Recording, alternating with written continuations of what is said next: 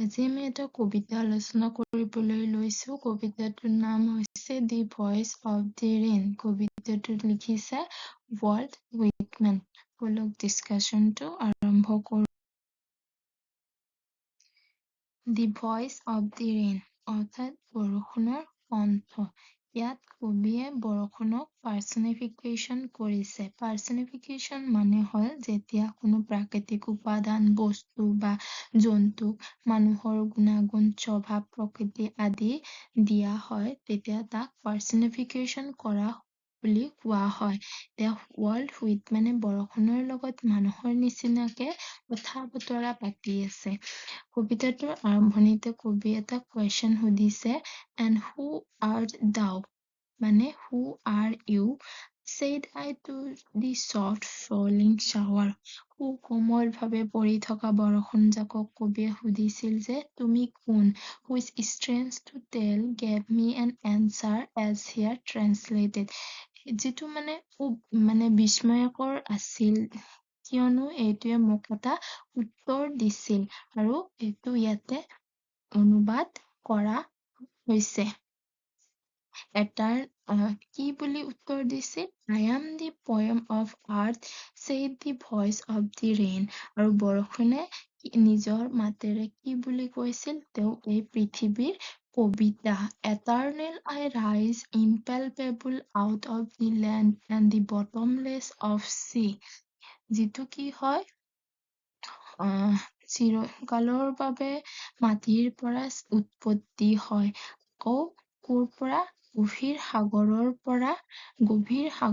পৰা অদৃশ্য ৰূপত উপঙি ওপৰলৈ গুচি যায়। Upward to heaven whence vaguely formed all together sensed and yet the same।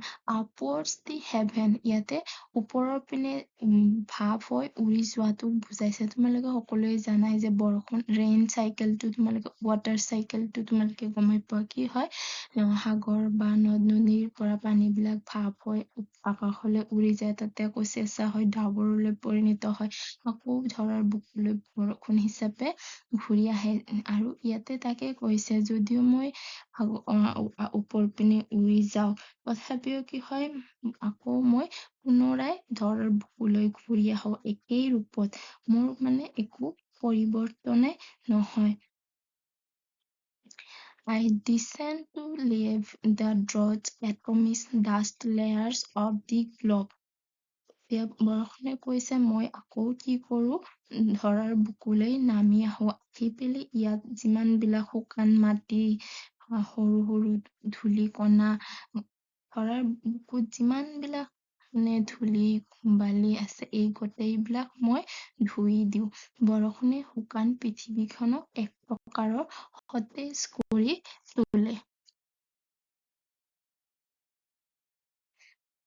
And all that in them without me were seeds only, latent, unborn।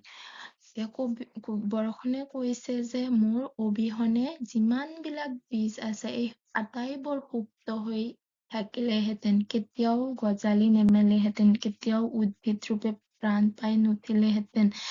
And forever by day and night I give back life to my own origin। আৰু চিৰকালৰ বাবে দিনে নিশাই মই কি কৰো, মোৰ যিটো অৰিজিন পৃথিৱীখনক কি কৰো, জীৱন প্ৰদান কৰি থাকো। and make pure and beautify it। পৃথিৱীখনক মই বিশুদ্ধ আৰু সৌন্দৰ্যময় কৰি তোলো।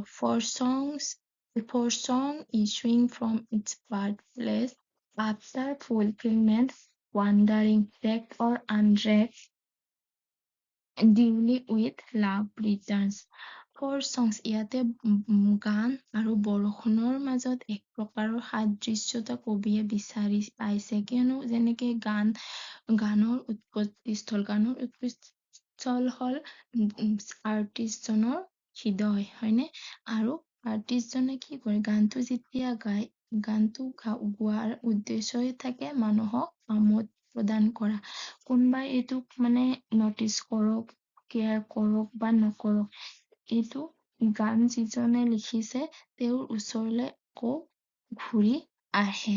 ঠিক তেনেদৰে বৰষুণে নিজৰ উৎপত্তি স্থলত নিজৰ কাৰ্যখিনি কৰাৰ পিছত আকৌ নিজৰ উৎসলৈ ঘূৰি আহে।